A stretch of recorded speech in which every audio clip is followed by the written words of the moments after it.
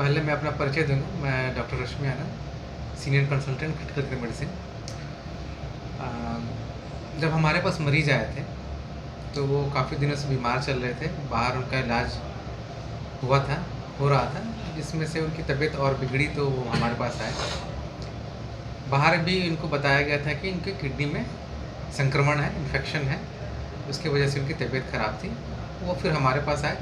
जब हमारे पास आए तो उनकी जो शिकायत थी कि वो बीमार चल रहे हैं, पैरों में सूजन है, पेशाब नहीं हो रहा है 1 दिन से, तो हमने उनको एडमिट किया।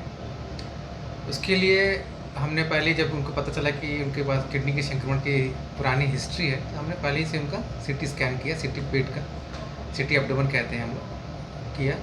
और हमने कुछ ब्लड टेस्ट भेजे जो इन्फेक्शन के लिए ज़रूरी होते हैं। जो ब्लड टेस्ट की रिपोर्ट्स आए, उसमें उनका जो टोटल ल्यूकोसाइट काउंट होता है, जो इन्फेक्शन का एक मार्कर है, काफ़ी ज़्यादा बढ़ा हुआ था, 77,000। किडनी के लिए हमने टेस्ट भेजा था, क्रिएटिनिन उनका बढ़ा हुआ था, 4.9 के करीब था। उनके लीवर का टेस्ट भेजा, लीवर में भी काफ़ी प्रॉब्लम्स थे, बिलिरुबिन बढ़ा हुआ था, लीवर एंजाइम्स बढ़े हुए थे, और उनका यूरिन वगैरह नहीं आ रहा था। जब आए तो उनका ब्लड प्रेशर वगैरह भी लो था। तो ब्लड प्रेशर बढ़ाने के लिए हमने उनको फ्लूइड्स दिए, आईवी फ्लूइड्स दिए। ब्लड प्रेशर बढ़ाने की मेडिसिन्स होती हैं, उन मेडिसिन्स को स्टार्ट किया। उसके साथ उनका ब्लड प्रेशर 110, 110, 70 ऐसा मेंटेन कर रहे थे वो।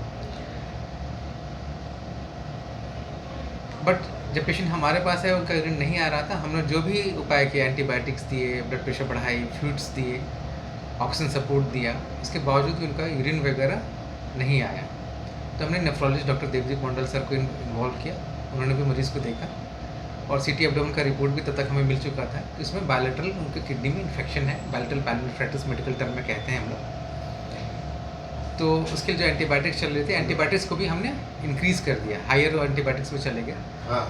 तो सुबह हमने उनके परिजनों से बात की, परिजनों से बात करके उनको परिस्थिति बताई कि पेशेंट की कंडीशन अच्छी नहीं है, उनका ब्लड प्रेशर कम है, उनके किडनी में संक्रमण है, यूरिन अभी तक नहीं आया है, अभी और प्रयास कर रहे हैं, एंटीबायोटिक्स बढ़ा रहे हैं। यदि यूरिन शाम तक यदि आ गया तो अच्छी बात है, नहीं आएगा तो उनको डायलिसिस की रिक्वायरमेंट होगी। और शाम में उनकी परिस्थिति यदि इम्प्रूव नहीं हो रही हुई तो उनसे हम फिर से बात करेंगे। शाम में 5 बजे करीब उनसे पुनः बात हुई। उनसे बात करके उनको, उसमें डॉक्टर देवदीप मंडल भी हमारे साथ थे, उनसे हम लोगों ने मिलकर बात की। उनको मरीज़ की स्थिति के बारे में बताया कि सुबह से अभी तक यूरिन नहीं आया है, उनकी स्थिति अभी भी गंभीर बनी हुई है।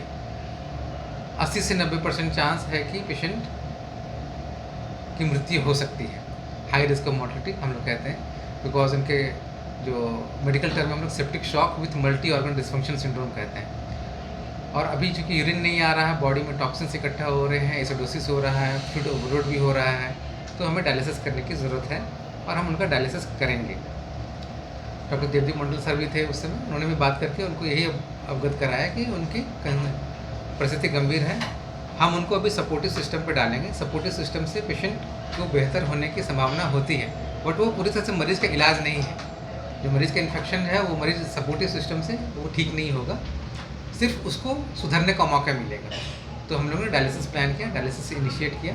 साथ में हमने उस समय उनको अवगत कराया कि पेशेंट को वेंटिलेटर पर जाने की भी संभावना है, और करीब 7-8 बजे करीब उनको वेंटिलेटर पे डालने की भी ज़रूरत पड़ी, और वेंटिलेटर पे डाला गया। उसके बाद 8:30 के करीब उनका डायलिसिस भी स्टार्ट किया गया।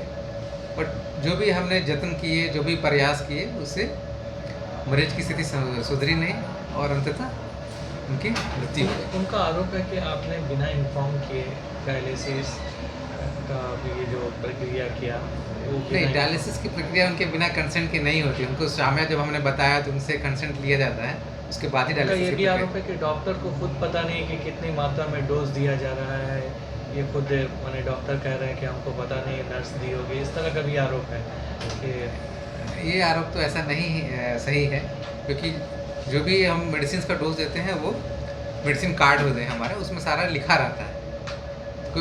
यदि कोई बोलता है नहीं पता है तो उसको देखकर भी बताया जा सकता है, तो मोस्टली ऐसा होता नहीं।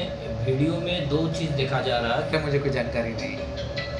ये हमारा काम ट्रीटमेंट के पार्ट से है, हम डॉक्टर हैं, जो भी होता है मेडिसिन पर